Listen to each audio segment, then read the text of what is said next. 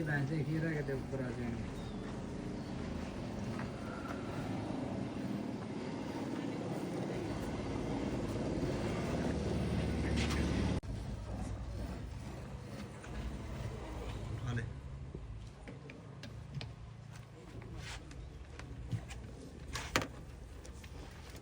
एक दो तीन चार पाँच छः सात आठ